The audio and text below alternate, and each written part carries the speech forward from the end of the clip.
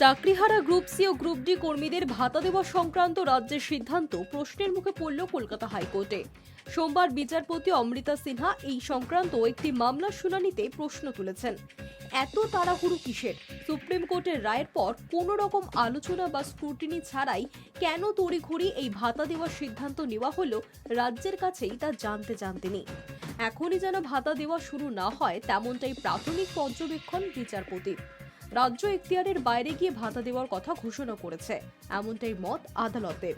Supreme কোর্টের নির্দেশে প্রায় 26,000 শিক্ষক ও শিক্ষাকর্মী চাকরি বাতিল হওয়ার পর শুরু হয় বিক্ষোভ। রাজ্য সরকারের দিকে আঙুল তোলেন চাকরিহারারা। এহেন পরিস্থিতির মাঝে চাকরিহারা শিক্ষক ও শিক্ষাকর্মীদের ভাতা দেওয়ার কথা ঘোষণা করেন মুখ্যমন্ত্রী।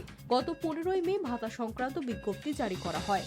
গ্রুপ সি কর্মীদের মাসে 25,000 ও গ্রুপ ডি কর্মীদের মাসে 20,000 টাকা করে ভাতা দেওয়ার কথা উল্লেখ করা হয়।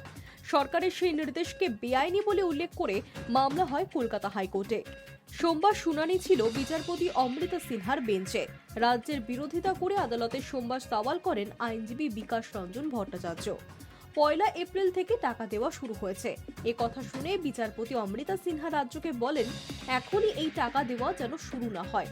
কি করে এত তাড়াতাড়ি টাকা দেওয়া শুরু হয়? আবেদন নেওয়ার পরে তার কিছু পদ্ধতি আছে, এত তাড়াতাড়ি কি করে দেওয়া হবে?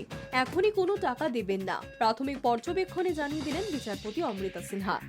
High news network.